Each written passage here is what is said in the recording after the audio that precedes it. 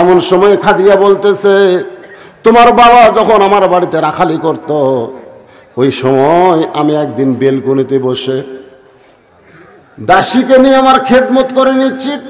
এমন সময় হঠাৎ দেখতে পাই আমার হাজার হাজার উট দুম্বা বাদ দিয়া রাখালগুলো ঘরের মধ্যে আরাম করতেছে। আমি রাখালের সর্দারকে ডাকতে বললাম, রাখালের সর্দার, আজকে দুপুর বেলায় উট দুম্বা মাঠে ময়দানে তুমি ঘরের মধ্যে আরাম করো, তোমার আরো রাখালগুলো ঘরে আরাম করতেছে, ব্যাপার কি? রাখালের সর্দার বলে, মালকিন আপনি জানেন না, আমরা ভাগ্যগুণে এমন একটা রাখাল পেয়েছি যে রাখাল চাকরিতে জয়েন করার পরে আপনার উট দুম্বাগুলো সব বাধ্য হয়ে গেছে। রাখাল যদি বলে খাও, উট দুম্বা খায়, রাখাল যদি বলে চলো, উট দুম্বা রাস্তা নাই। খাদিজা বলতেছে, রে রাখালের সর্দার, এমন গাঁজাখুরি গল্প কেমনে করো? জন্তু জানোয়ার কোনোদিন মানুষ রাখালের বাধ্য হতে পারে না। রাখালের সর্দার বলে, বিশ্বাস যদি না হয় আপনি তদন্ত করতে পারেন। খাদিজা বলে, ফাতেমা, আমি রাখালের সর্দারের কথা মতো তদন্ত করতে গিয়া দেখি রোদের তাপে পাথর পুড়ে গন্ধ আসতেছে, বালু পোড়া গন্ধ পাওয়া যায়, কিন্তু তোমার বাবা রাখালের মাথায় কে যেন একটা ছাতা ধরে আছে, তোমার বাবার মাথার উপরে রোদের কোনো চিহ্ন না। আমি খাদিজা আশ্চর্য হয়ে গেলাম, কে ছাতা ধরলো রাখালের মাথায়?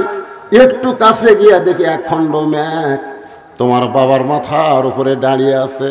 তোমার বাবা যেই দিকে যায় মেঘটাও সেই দিকে যায়। আমি আশ্চর্য হয়ে আরো নিকটে গিয়া তোমার বাবার মুখের দিকে তাকায় দেখি, এটা কেমন মানুষ রে? মানুষ কেমনে এত সুন্দর হয়? 400 রোজ গ্রহ তারা, তারি নূরেরই সারা, নুলে যে অন্ধকারে ডুবিত এই ধরনী। সবাই বলেন নবী মোর পরশমণি, বলেন নবী মোর সোনার খনি, নবী নাম ভাবে যে দোল সেই তো দোজা হানের ধ্বনি। সে নামে সুর ধরিয়া পাখি যায় গান করিয়া, সে নামে সুর ধরিয়া পাখি যায় গান করিয়া, সে নামে আকুল হলো, সে নামে আকুল হলো মওলায় আমার কাদের গনি। নবী মোর পরশমণি, নবী মোর সোনার খনি, নবী নাম ভাবে যে জন সেই তো দোজা হানের ধ্বনি।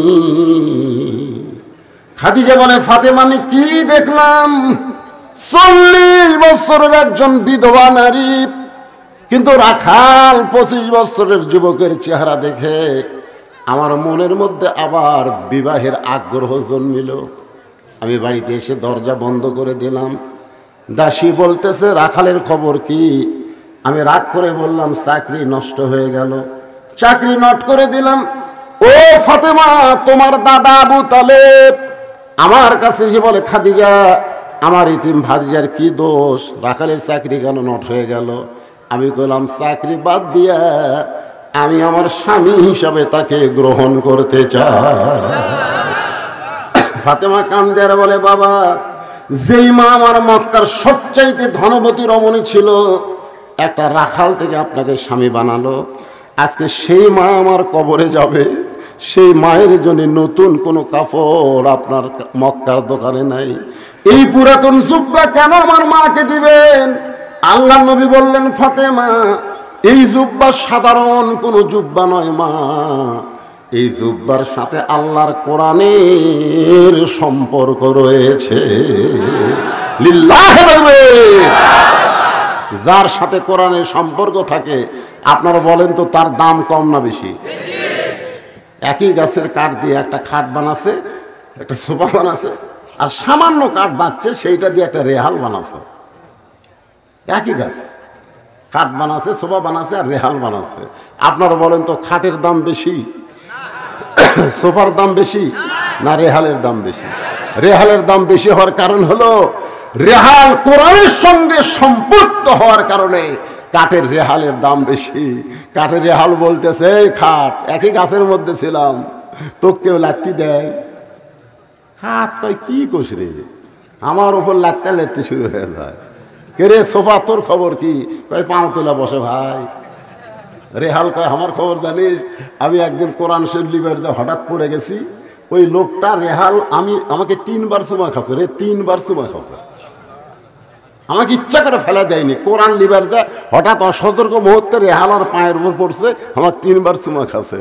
সোফার খাট কান্দের বলে আমাদের সম্পর্ক হলো মানুষের সাথে, এই জন্য লাত্তি খাওয়া, আর তোর সম্পর্ক হলো আল্লাহর কোরআনের সাথে, এই জন্য চুমা খাওয়া।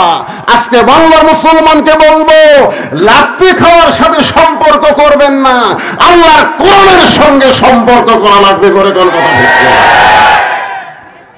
কোরআনের সাথে সম্পর্ক করে। কোরআনের কথা বললি মন খারাপ। এটা কি মনে করছেন? 11 সালে যখন হজ করবার গেলাম, আমার সঙ্গে এক পাগলা ছিল, বুঝলেন, ধনী মানুষ কিন্তু পাগলা। ওই যতবার তাওয়াফ করে ততবার ওই কাবা ঘর চুমা খায়, যতবার তাওয়াফ করে প্রত্যেক পাকে একবার করে কাবা ঘর চুমা খায়। থামাক কয় হুজুর আপনি খান না কেন?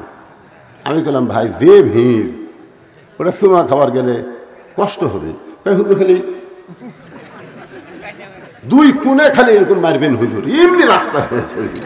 আমি বললাম পাগলা, একটা পাথরের কাবাক চুমা খাবার যায়, তুমি আসল কাবাক আঘাত করলে? তখন আমার কয় হুজুর আপনি কি পাগল হয়ে গেছেন? আমি বললাম পাগলা, তুমি যারে চুমা খেলে ওটা হলো পাথরের কাবা, আর যার বুকত আঘাত মারলে ওটা হলো আসল কাবা। বলে হুজুর আমাকে বুঝা দেন। আমি বললাম শোনো, আসরের নামাজের পরে রাসূল সাহাবীর দিকে মুখ ঘুরালেন। উমর ফারুক বললেন হুজুর এতক্ষণ আপনি কাবার দিকে মুখ করে নামাজ পড়লেন, আর নামাজ শেষ করে আপনি কাবা পিছনে রাইখা আমাদের দিকে মুখ ঘুরালেন, কারণ কি? আল্লাহ রাসূল বললেন এতক্ষণ নামাজ পড়লাম আল্লাহর হুকুমে একটা পাথরের কাবার দিকে মুখ করে, আর এখন মুখ ফিরাইছি হাজার হাজার আল্লাহর কাবার দিকে। সাহাবেরা বললেন কেমনে? বলে শোনো, ওই পাথরের কাবা থাকবে, বাইতুল মুকাদ্দাস থাকবে, পৃথিবীর সমস্ত মসজিদ থাকবে, তারপরে ইসরাফিল সিংহায় ফুৎকার দিলে কিয়ামত হবে, আর তোমাদের মতন আল্লাহ একজন মুসলমান যতদিন দুনিয়াতে থাকবে ততদিন কিয়ামত হবে না। পাথরের কাবা কিয়ামত আটকাবার পারবে না, আল্লাহর মানুষ কাবা কিয়ামত আটকায় দিবে। ধরে কোন সুবহান। আমি কইলাম ভাই তুমি ওই কাবার চুমা না খায়া এই কোরআন শরীফত একটা চুমা খাও, পারবেন? পারবেন? অত সোজা লয়, এটা ধরবার গেলেও ঠেলা আছে। এখানে আল্লাহ বলেছে লা ইয়ামুসুহু ইল্লাল মুতাহহারুন, ততক্ষণ পর্যন্ত স্পর্শ করবার পারবা না যতক্ষণ পর্যন্ত তুমি পবিত্র না হবা। এটা এমন একটা কিতাব রে পাগলারা, যেটা ধরবার গেলে পবিত্র হয়ে ধরা লাগবে। জোরে কোন কথা ঠিক। আজকে মাদ্রাসার যায় দেখবেন 7 বছরের বাচ্চা কি করতেছে সকালবেলা,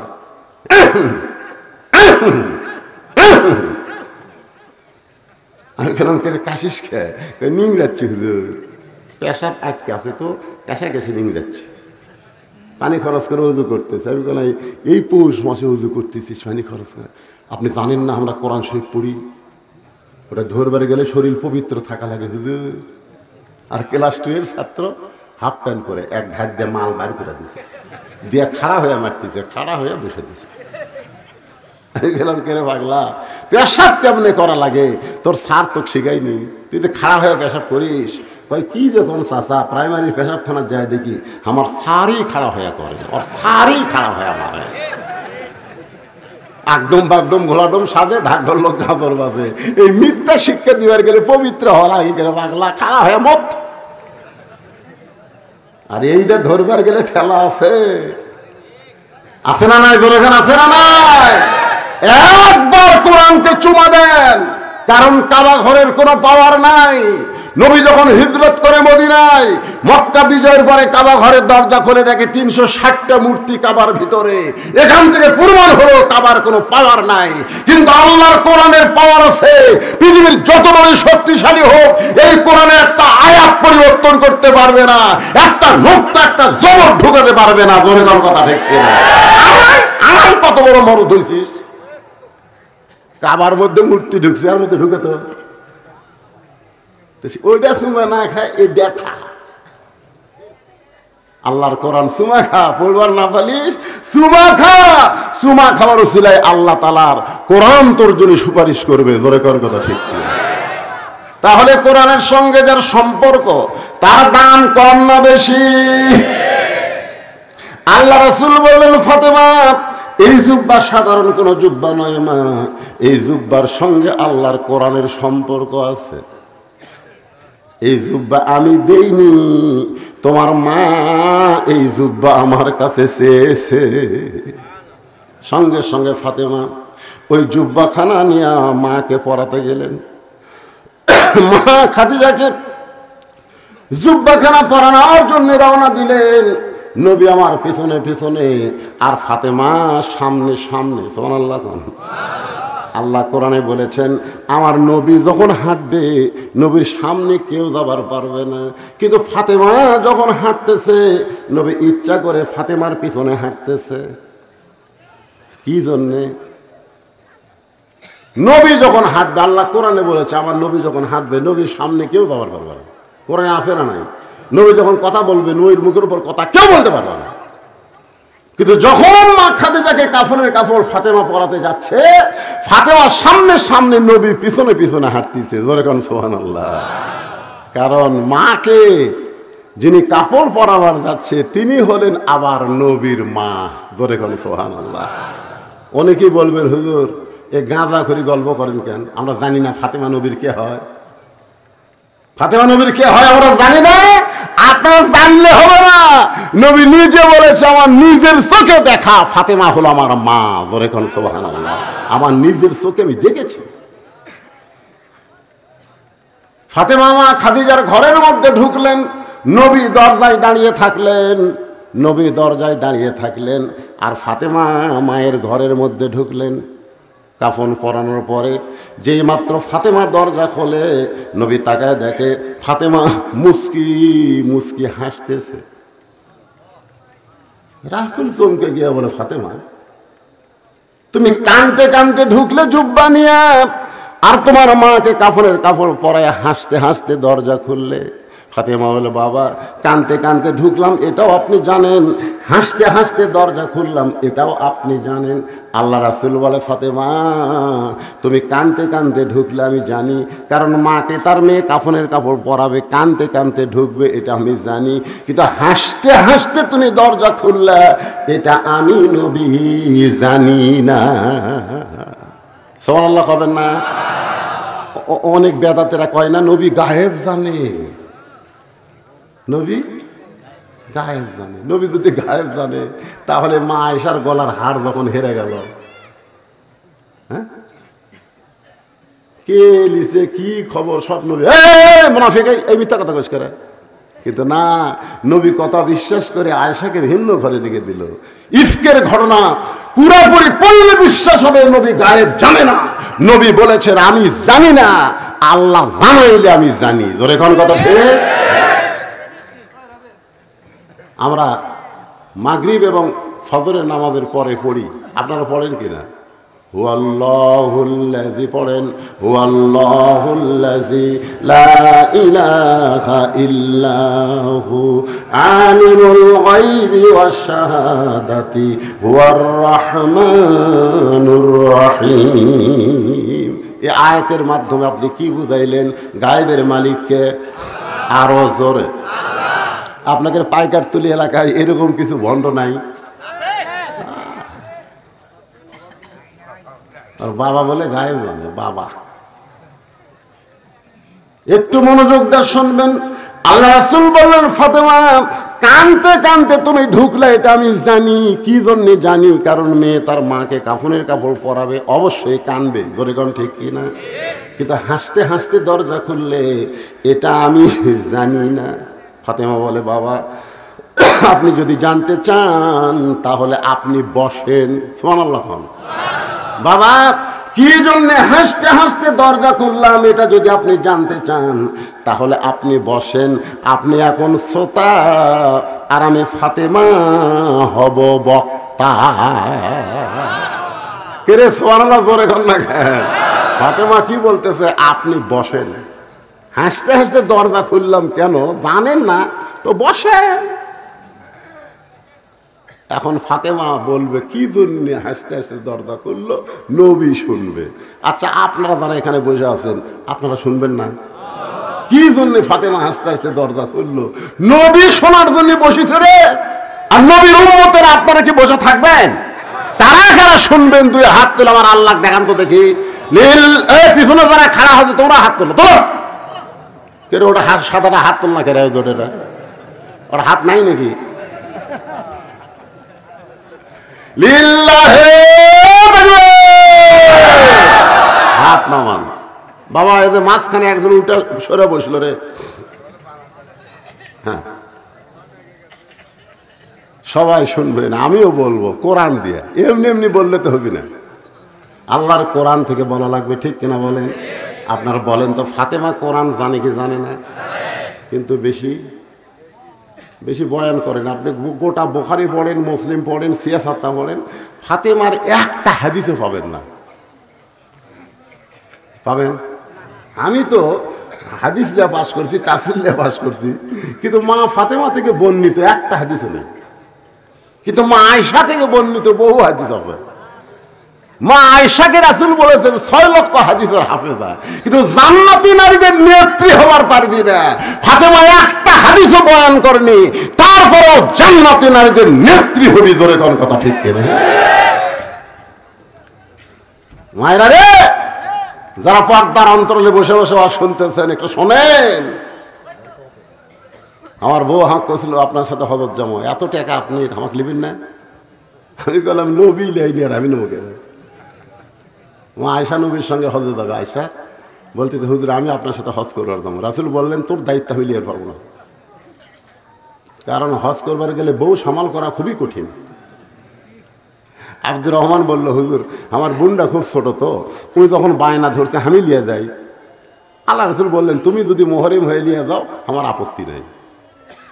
যেখানে মসজিদে আয়েশা আছে ওই মসজিদে আয়েশার কাছে এসে মা আয়েশা বলতেছে ভাই আব্দুর রহমান আমার তো ব্যাটারি ফিউজ। আব্দুর রহমানকে কি হয়েছে? এখন মাসিক ব্যায়াম শুরু হচ্ছে। কয়দিন লাগবে? কমপক্ষে 7 দিন। হা তোর দায়িত্ব লিয়া আমার হদি শেষ। ওখানে উঠ নামায়া ওখানে অস্থায় একটা ঘর করে মা আয়েশা পবিত্র হওয়া পর্যন্ত ওখানে থাকলেন। ওইখানে একটা মসজিদ বানায় দিয়েছে, নাম হলো মসজিদ আয়েশা। কতগুলা বেকুব বোঝে না, ওটি থেকে এহরাম বাঁধে। কোন কোন জায়গা থেকে এহরাম বান্ধা লাগবে এটা হজ যারা করবার দেবে তাকে জানার দরকার আছে না নাই? এহরাম বান্ধার মন চাইলে তাইফে যান, মিকাত আছে তাইফেতে। মন চাইলে জেদ্দায় যান, জেদ্দার থেকে মিকাত আছে। আপনি মসজিদ আয়েশার জায়গায় 10 আমরা করছি হুজুর, কুট টাকা করলু হজ করে নেই। আপনি আয়েশার থেকে করছেন নাকি? অনেকদিন পর পায়কর তুলি এসে ভালোই লাগতেছে মাশাআল্লাহ। কিরে যুবকেরা, এই আল্লাহর নবী বসেছে রে। মা ফাতেমা কাঁদতে কাঁদতে দরজা কেন খুললো? আপনারাও বসে থাকেন। আর এই গোরস্থানের জন্য মাত্র 10টা মিনিট আমি আপনাদের কাছে ব্যাগ দিব, রুমাল দিব, যে যা পারেন এই জান্নাতুল মাওয়া গোরস্থানের জন্য আল্লাহর রাস্তায় আপনারা দান করবেন। এখানে 50,000 টাকা দান করার লোক আছে, 20,000 টাকার আছে, 10,000 টাকার আছে, কিন্তু তাদের কাছে আমি পরে চাচ্ছি আপনাদের কাছে যারা 10 টাকা, 20 টাকা, 50, 100 টাকা দেবেন, দূর দারাস্তায় গাড়ি ঘোড়া নিয়ে আইছেন, আপনারা মাহরুম হবেন না। কারণ গোরস্থানের একটু মাটি বায়না করে রাখ, কখন যেন আসতে পারে তোমার মরণেরই ডাক। যারা মাহফিল কমিটির যুবকেরা আছে বাবা ব্যাগটা ভিতরে ঢোকো, যে যা পারবে খুশি মনে আপনারা আল্লাহর রাস্তায় দেবেন। মনে করবেন এটাই আমার জীবনের শেষ দান। হ্যাঁ এইরকম মনে করে আপনারা দান করবেন। যে এরপরে হয় সংগঠনের উপদেষ্টা 5,000 টাকা। তার নাম কি? শফিকুল ইসলাম। শফিকুল ইসলাম, এত ছোট নাম তো না, আপনার নাম করে দেন। শফিকুল ইসলাম শফিক উপদেষ্টা সাহেব 5,000 টাকা দান করেছে। আল্লাহ তার দানকে কবুল করে, আল্লাহুম্মা আমিন। আমার মায়েদের মধ্যে আদায় করতে গেছে, এই জন্য মায়েদের 2 মিনিট একটা ওয়াজ করি। সেই মায়ের নাম কি? ফাতেমা। ধরে বলেন নাম কি? ফাতেমা। আলী বলতেছে দোয়া কবুল হয়েছে, তা কান্দো কেন? বলে কি দোয়া কবুল হয়েছে শুনবেন না? বলে আবার কি দোয়া? বলে আল্লাহ কবুল করেছে পর্দার মধ্যে আমার মৃত্যু দিবে। আলী হাসি আর কয় পাগলি রে, সারা জীবন পর্দা করলে পর্দার মধ্যে মরবা, তাহলে আবার কান্দার কারণ কি? ফাতেমা বলে স্বামী গো আমার সেই মৃত্যুটা কবে হবে সেইটাকে জানেন না। আলী মুসকে মুসকে হাসার বলে, ফাতেমা মৃত্যুর কথা কেউ বলতে পারবে না। হযরত আলী কি জ্ঞানী কম না বেশি? হ্যাঁ, বেশি জ্ঞানী হওয়ার কারণে বলতে, ফাতেমা কে কখন মরবে এটা দুনিয়ার কেউ বলতে পারে না। ফাতেমা বলে, স্বামী গো, আল্লাহ যদি আমাকে জানায়, আল্লাহ পাক আমাকে জানাইছে আজকে গভীর রাত্রে ফাতেমার মৃত্যু হবে। জি আলী দাঁড়ায় ছিল, বিবির মৃত্যুর কথা শুনে মাটিতে পড়ে গেল। ফাতেমা আস্তে করে স্বামীর মাথাটা উরাতের উপরে নিয়ে মুসকি মুসকি হাসতেছে। সুবহানাল্লাহ, মরে যাবে গভীর রাত্রে, সেই ফাতেমা হাসতেছে। আলী বলে, ফাতেমা গভীর রাত্রে মৃত্যুবরণ করবার তুমি হাসতেছো? ফাতেমা বলে, স্বামী গো, হাসার কারণ হলো এই দুনিয়া থাকার জায়গা না। যতই বিল্ডিং করো, বাড়ি করো, যতই কিছু করো, এই দুনিয়া থাকার জায়গা না। এই দুনিয়া হলো আসলে যাইতে হবে। আপনাদের কি ধারণা, থাকবেন না যাবেন? হ্যাঁ, যে সুন্দর করে ডেকোরেশন করছেন, ঘাড় কাজ করে দেখা লাগতেছে কয় তলা। যাওয়ার কথা মনে আছে? ফাতেমা বলে, স্বামী গো, আমি চলে যাওয়ার পর আমার 3টা চাওয়া পুরা করবেন। 1 নম্বর চাওয়া হলো গভীর রাত্রে আমাকে দাফন করবেন। আমি রাত্রেবেলা মরবো, দিনের বেলা কবর দিলে আমার পর্দার খেলাফ হয়ে যাবে। সুবহানাল্লাহ।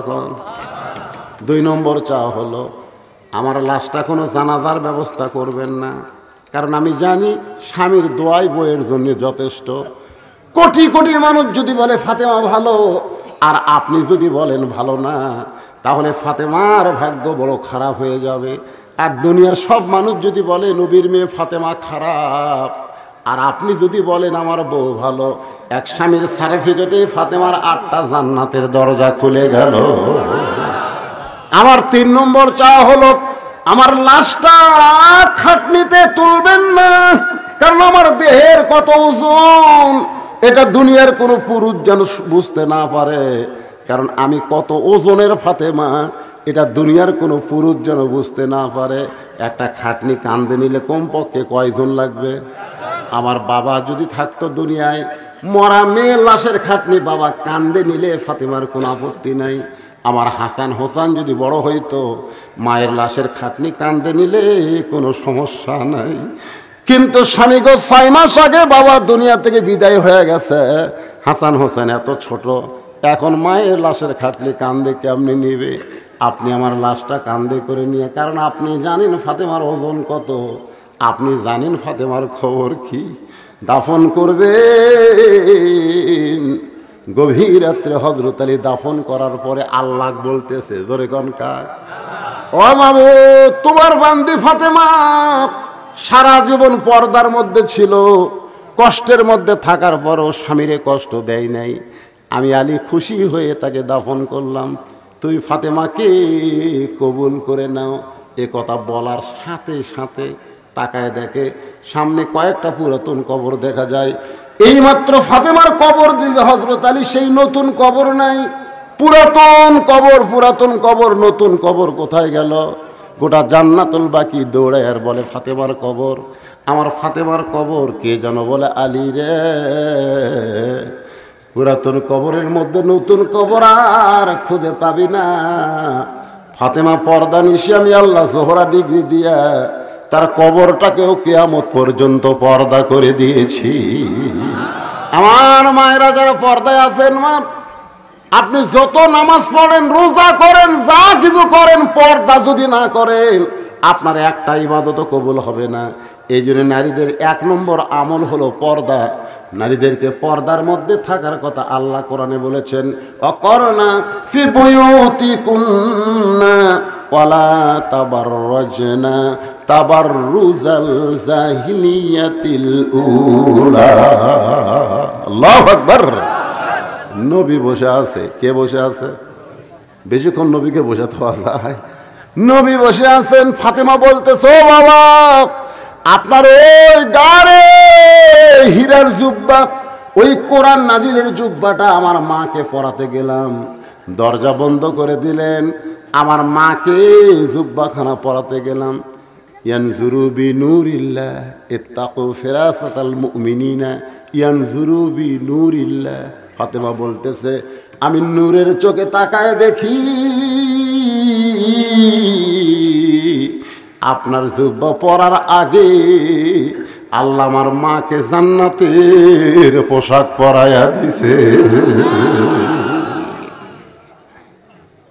যেই বলেছে আয়ানজুরু বিনূরিল্লাহ, আমি নূরের চোখে দেখি আপনার এই গাড়ে হীরার কোরআন নাজিলের জুব্বা পরানোর আগে আল্লাহ আমার মার শরীরে জান্নাতের পোশাক পরায় দিছে। সঙ্গে সঙ্গে নবী কান্না শুরু করে দিলেন। ফাতেমা বলে, বাবা, আমার মায়ের শরীরে জান্নাতের পোশাক, এইটা শোনার পরে আপনি কেন কাঁদেন? রাসূল বলে, ফাতেমা, এই কান্না কোনো দুঃখের কান্না নয় মা, এই কান্না কোনো কষ্টের কান্না নয়, এই কান্না হলো আমার জীবনের সব চাইতে আনন্দের কান্না। তুই কি জানিস ফাতেমা, সর্বপ্রথম এই পৃথিবীতে আমাকে নবী বলে স্বীকার করেছে সেই মহিয়সী নারীর নাম কি? জোরে কর না কেন? আমি তিনটা কথা ওয়াজে বলে থাকি। এক নম্বর কথা হলো, ডাক্তারের বইয়ের সিজার লাগে না। এ যত সিজার চলতেছে, কোনো ডাক্তার তার বউকে সিজার করায় না। কি কারণে জানেন? সিজার করলে বাচ্চার ক্ষতি, মায়ের ক্ষতি।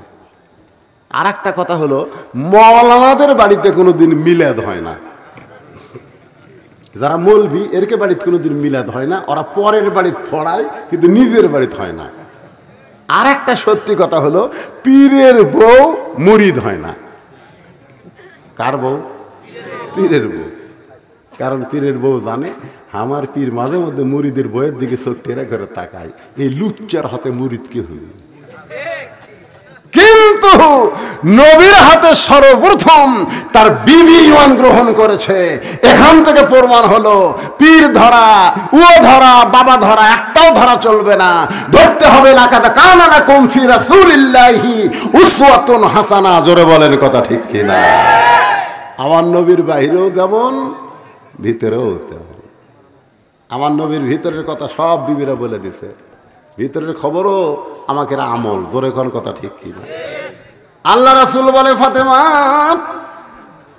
সর্বপ্রথম তোমার মা আমার হাতে ঈমান গ্রহণ করেছে, এই কারণে আল্লাহ হয়তো তাকে জান্নাতের পোশাক পরায় দিছে, নিজের হাতে কবরের মধ্যে নামায় দিচ্ছেন। দু চোখ দিয়া দর দর করে পানি পড়তেছে। আবু বকর বলে, ইয়া রাসূলুল্লাহ, আপনি নবী হয়ে যদি এমন করে কাঁদেন তাহলে আমরা কেমনে সহ্য করব? রাসূল বলে, আবু বকর, যেই খাদিজাকে আমি কবরের মধ্যে নামাইতেছি, খাদিজা আমার শুধু বিবি না, এ খাদিজা ছিল আমার দরদ। আবু বকর রে, দুনিয়ার কেউ জানে না, যত রাতে আমি ফিরে আসি না কেন, তখন তো আর ঘড়ি ছিল না, কোনোদিন একটা, কোনোদিন দুইটা, কোনোদিন রাত তিনটা, এক এক দিন এক এক রাত হতো। কলেমার দাওয়াত দিয়ে যখন দরজায়, সঙ্গে সঙ্গে খাদিজা দরজা খুলে দেয়। আমি বলতাম, খাদিজা আপনি কি ঘুমান না, আপনি কি ঘুমান না? খাদিজা বলে, রাসূলুল্লাহ, আপনি যখন বের হয়ে যান আমি আপনার সঙ্গে যাওয়া চাই, কিন্তু আপনি আমাকে সঙ্গে নেবেন না, এই কারণে আমি দরজার সঙ্গে নাক লাগায়া দাঁড়ায়া থাকি। আপনি যখন আসেন আপনার দেহের সুগন্ধ মিশকাম্বর, আমি সঙ্গে সঙ্গী দরজা খুলে দেই। রাসূল খাদিজাকে বুকে নিয়ে বলে, খাদিজা আপনি কি তাহলে ঘুমাবেন না? খাদিজা বলে, নবী গো, যেদিন আমার মরণ হবে সেদিন আপনাকে ছাড়া আমি ঘুমায়া যাব। রাসূল বলে, সাহাবীরা রে, আমার খাদিজা আমি না ঘুমাই না, কোনোদিন ঘুমাই না, আজকে সেই খাদিজাকে কবরে রাইখা দিলাম। কবরে মাটি দেওয়ার পরে সবাই যখন চলে যায়, আল্লাহর নবী খাদিজার কবর থেকে নড়েন না। ঘন্টার পর ঘন্টা কবরের পাশে দাঁড়ায় থাকেন। মুনকির নাকিরের তিনটা প্রশ্নের উত্তর খাদিজা দিবার পারবে না, খাদিজার পক্ষে আল্লাহর নবী দিবে। আল্লাহ ডাক দিল, হাবিব আপনি কতক্ষণ দাঁড়িয়ে থাকবেন? বলে যতক্ষণ মুনকির নাকির আপনি না পাঠাবেন। আল্লাহ ডাক দেয়, বলে নবী গো, খাদিজার কবরে মুনকির নাকির গেলেও কোনো অসুবিধা নাই, না গেলেও কোনো সমস্যা নাই। জোরে কোন সুবহানাল্লাহ। আপনারা যারা বসে আছেন, কবরে যখন আপনারা যাবেন, প্রথম প্রশ্ন করবে মান রব্বুকা। যেই প্রশ্ন করবে মান রব্বুকা, সঙ্গে সঙ্গে নামাজ দাঁড়িয়ে যাবে। আপনার ঘুম ভাঙবে না। আপনি ওই যে ঘুমাছেন মৃত্যুর সময়, আপনি কিন্তু মরেন নাই, আপনি ঘুমায় গেছেন। সুবহানাল্লাহ খান। আপনার ঘুম ভাঙতে দেওয়া হবে না। নামাজ দাঁড়িয়ে বলবে, রে মুনকির নাকির, কাকে রব সম্পর্কে প্রশ্ন করতেছিস? যে মসজিদের মধ্যে গিয়া নামাজের নিয়ত করার পরেই বলতো আলহামদুলিল্লাহি রব্বিল আলামিন, যে রুকুতে গিয়া বলতো সুবহান রব্বিল আযীম, যে সেজদায় গিয়া সুবহান রব্বিল আলা বলে, রব রব বলে 50 বছর ধরে এই বান্দা নামাজ পড়েছে,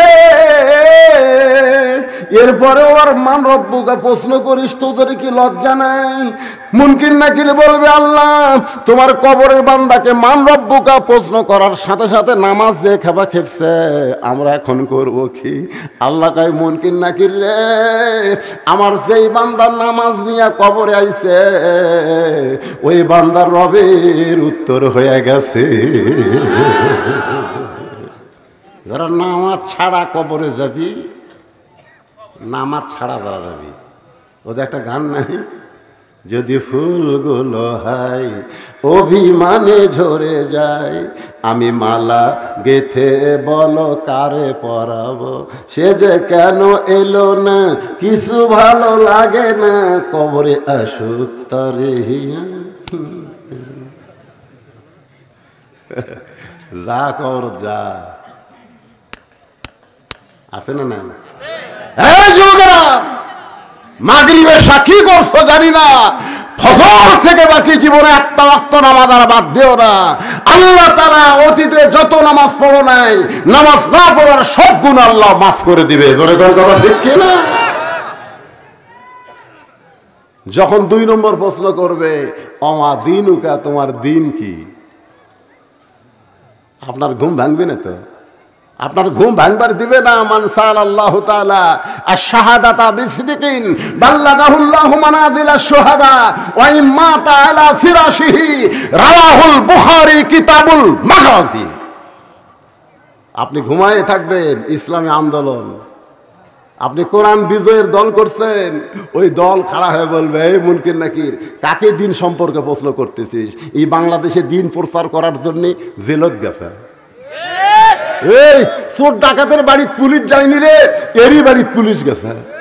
এই দিন কায়েমের জন্য বাড়ি ঘর ছাড়া আলুর বাগত ঘুম পাড়ছে। এই দিন কায়েমের জন্য এই কত কষ্ট করছে, ও আবার দিন সম্পর্কে প্রশ্ন করতেছিস? মুনকির নাকির কয়, আল্লাহ দিন সম্পর্কে অমা দিনুকে প্রশ্ন করার সাথে সাথে ইসলামী আন্দোলন যে খেপা খেপছে, আল্লাহ বলে যার জীবনে ইসলামী আন্দোলন আছে তার 2 নম্বর প্রশ্নের উত্তর হয়ে গেছে। সুবহানাল্লাহ। জোরে এখন নিয়ে জোরে কম, শুয়ে শুয়ে ভাত খায়, আর আমার কোনো টেনশন নেই। টেনশন নাই? এটি আবার কিসের নলডাঙ্গা থানার? 88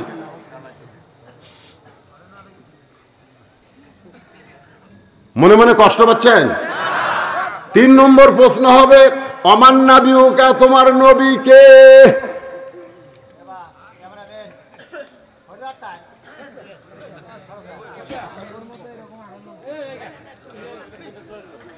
তিন নম্বর প্রশ্ন করছে, অমান নাবিউকা, তোমার নবী কে? নবী দূর থেকে দৌড়ে এসে, সুবহানাল্লাহ খান, আপনার কবরের মধ্যে নবী আসবে রে পাগলারা, নবী আসবে। সুবহানাল্লাহ খান না কেন? এসে বলবে, এই মুনকির নাকির, কাক নবী সম্পর্কে প্রশ্ন করতেছিস? কাক? ওর মুখের দিকে তাকা দেখতো, তাকা দেখ। ওই আমার দাড়ি ধোয়ার জন্যে ডাকাতকালে ব্যাগ চেক করছে। এই দাড়ি পাঁচা প্যান্ট শার্ট পরা, ব্যাগলা ঘরে ধরে না। ওর মুকুট দাড়ি, মাথার টুপি, দেখি তোর ব্যাগত কি আছে? আমার সুন্নত পালন করার জন্য জুয়ান বয়স চাষা করা কসরে, জুয়ান বয়স চাষা কসা। ওর বাপ দাঁড়িয়ে থইনি, ওর বাপক কয় ভাই, আর বেটা কয় চাচা। আছে না নাই? ধরে করা আমার সুন্নত নিয়ে কবরে আছে। ওই নবী বলার আগে আমি ওকে উম্মত হিসাবে কবুল করে নিলাম, এখন কি করবো কম?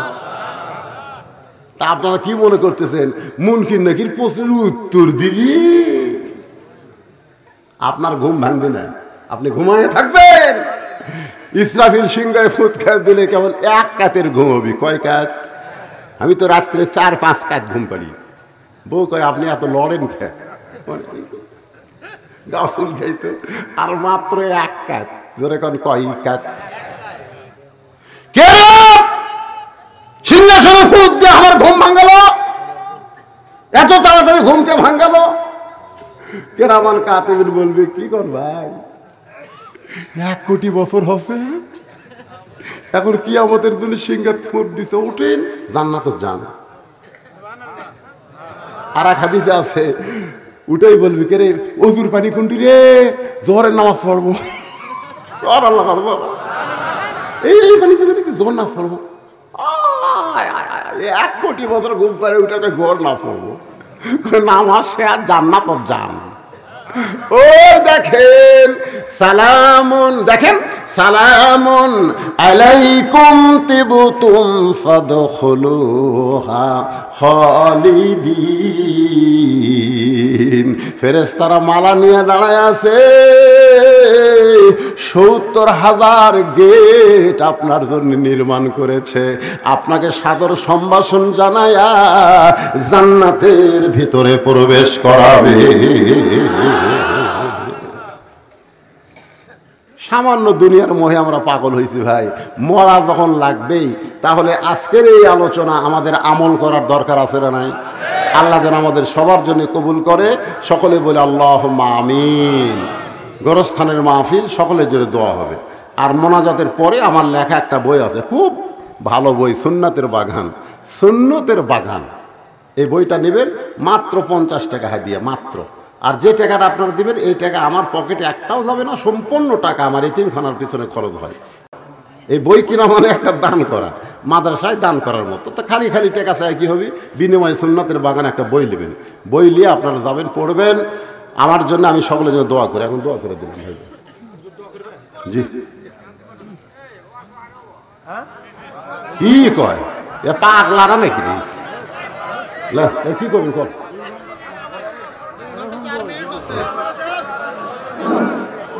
আপনারা সবাই কি হুজুরের ওরা কথা শুনবি না তো? শুনেন, আরো শুনবেন?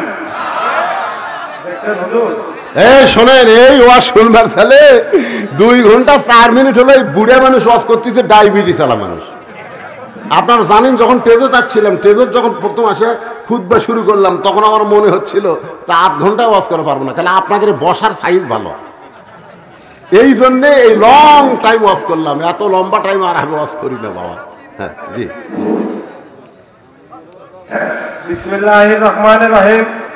উপস্থিত সম্মানিত অত্রকার ইসলামী জলসার সম্মানিত সভাপতি, সহসভাপতি, আজকের প্রধান মেহমান, আপনারা কি জানেন না? মনোজাতটা ধরে যান দয়া করে, 12টা তো বাজেই নাই, একটু দাঁড়ান। তো 2-1 মিনিটের মধ্যে কথা শেষ হবে, মনোজাত হবে। সম্মানিত মেহমান অত্যন্ত কষ্ট করে আমাদের মাঝে আল্লাহর রহমতে এসে পৌঁছেছেন। তার সুন্দর মূল্যবান বক্তব্য আল্লাহর রহমতে মা ফাতেমা, মা খাদিজা রাদিয়াল্লাহু তাআলার উপর গুরুত্বপূর্ণ বক্তব্য রেখেছেন। সেই জন্য মুহতারামকে অশেষ আমার কবরস্থানের পক্ষ থেকে, আমার কমিটির পক্ষ থেকে, আমার গ্রামের বাসীর পক্ষ থেকে মেহমানকে ধন্যবাদ জানাই। পাশাপাশি আপনাদের একটা সহযোগিতা চাই আমার গ্রামবাসী এবং আশেপাশে প্রতিবেশীদের কাছে, মানে প্রতিবেশী গ্রামদের কাছে কি চাই, মানে দোয়া এবং সহযোগিতা চাই। আমরা কবরস্থানরাও যেন আরো সকলে সাহায্য করতে পারি। এবং প্রতি বছরের ন্যায় এটা কিন্তু আমার 5ম বার্ষিকী অত্যন্ত সুন্দর এবং সফল ভাবে অনুষ্ঠিত হয়েছে। সেই জন্য আপনাদের ধন্যবাদ জানাই। প্রতি বছরের ন্যায় আগামী 24 সালেও জন্য আপনাদের আমরা সহযোগিতা পাই, আরো উন্নত মানে ইসলামী চিন্তাবিদ, ভালো ভালো ইসলামী চিন্তাবিদ এনে আমরা যেন মাহফিলটা পরিপূর্ণভাবে করতে পারি, সেই সহযোগিতা মহান আল্লাহ তাআলার কাছে চাই এবং আপনাদের কাছে চাই। এই বলেই আর একটা ঘোষণা আছে, একটা ঘোষণা শুনেন। বড়ইতলী ইতিমখানায় 17 তারিখে ইসলামী জলসা, 17 তারিখে ইসলামী জলসা বড়ইতলী ইতিমখানায় আপনাদের সবাই দাওয়াত থাকলো। আর আমরা কবরস্থানের কমিটির পক্ষ থেকে আপনাদের সবাইকে অশেষ ধন্যবাদ জানিয়ে আর একটা ঘোষণা, আমাদের মোনাজাত শেষে মহিলা মা বোনেরা আপনারা পরে বাহির হবেন, পুরুষরা গতকালের মতো পুরুষরা আগে যাবে, তারপর মহিলারা যাবে। ধন্যবাদ সবাইকে। আসসালামু আলাইকুম। আল্লাহুম্মা আমিন। আল্লাহুম্মা আনতাস সালাম ওয়া মিনকাস সালাম তাবারাকতা ইয়া যাল জালালি ওয়াল ইকরাম। হে আল্লাহ তাআলা, মাগরিবের নামাজের পর থেকে রাত্রি 12টা পর্যন্ত তোমার পাগল বান্দা বান্দিরা আরামের বাড়ি ঘুমকে বাদ দিয়া কোরআন হাদিসের মহব্বত কলিজার মধ্যে নিয়ে এই জান্নাতুল বাগানের মধ্যে বসে বসে আলোচনা শোনার শেষে আমি গুনাহগারের সঙ্গে রহমতের দরজায় ফকির হয়ে দোকানা হাত তুলেছি। আল্লাহ মেহেরবানি করে আজকের মাহফিল আমাদের সকলের হেদায়েতের জন্য, নাজাতের জন্য, জান্নাতের জন্য কবুল করে না। এই মাহফিলের শুরু থেকে শেষ পর্যন্ত যত আলোচনা হয়েছে আল্লাহ, এর মধ্যে যদি ভুল হয়, ভ্রান্তি হয়, মাফ করে দাও। এর যা হাদিয়া মঞ্জুর করো। সোনার মদিনায় নবী পাকের রওজা মুবারকে কবুল করো। तमाम अंबियाए किराम, আসহাবে কেরাম, উম্মাহাতুল মুমিনিন, শহীদ শহীদান, জান্নাতুল বাকি, জান্নাতুল মাওয়া সহ পৃথিবীর যত গোরস্থান আছে আল্লাহ, খাস করে আজকে জান্নাতুল মাওয়া গোরস্থানে যত মুর্দা শুয়ে আছে সকলের কবরকে জান্নাতের টুকরা বানিয়ে দাও আল্লাহ। আমরা যারা হাত তুলেছি, আমাদের জনম দুঃখনী মা যাদের কবরে চলে গেছে আল্লাহ, মেহেরবানি করে মায়ের কবরটাকে জান্নাতের টুকরা বানিয়ে দাও। বাবার বাড়িঘর সবই আছে, আমি সহ আমরা যারা বাবা হারে ইতিম হয়ে গেছি আল্লাহ, মেহেরবানি করে বাবার কবরকে জান্নাতের টুকরা বানিয়ে দাও। আয় আল্লাহ তাআলা, এই গোরস্থান কমিটিকে কবুল করো। এই গোরস্থানের কমিটি 2 দিন ব্যাপী এত সুন্দর জান্নাতের বাগান লাগাইছে, এদের সকলকেই জান্নাতি হিসাবে কবুল করে নাও আল্লাহ। সম্মানিত সভাপতি শহীদুল ইসলাম ভাইয়ের বাসায় ছিলাম আল্লাহ, এত সুন্দর মেহমানদারি করলো আল্লাহ। আমার ভাইকে কবুল করে নাও, ভাই আমার বিপদের মধ্যে আছে আল্লাহ, বিপদ থেকে আল্লাহ তুমি তাকে হেফাজত করো আল্লাহ। কাজী সাহেব আমার কাছে দোয়া চেয়েছে আল্লাহ তুমি কবুল করো। অনেকে অসুস্থ, আমি অসুস্থ আল্লাহ, সুস্থতার নিয়ামত দান করো। আজকের মাহফিলের সম্মানিত সভাপতি সহসভাপতিকে আল্লাহ তুমি কবুল করো। আজকের মাহফিলের প্রধান অতিথি, বিশেষ অতিথি সুধীজন আল্লাহ, আলেম বান্দা, হাজি বান্দা, পরেজগার বান্দা, মুরব্বী বান্দা, যুবক কচিকাচা, পর্দার অন্তরালের মা বোনদেরকে আল্লাহ কবুল করে না আল্লাহ। যেই কবরকে সামনে নিয়ে আলোচনা করলাম, আমরা সবাই মারা যাব, কবে আমাদের মৃত্যু হবে আমরা জানি না আল্লাহ।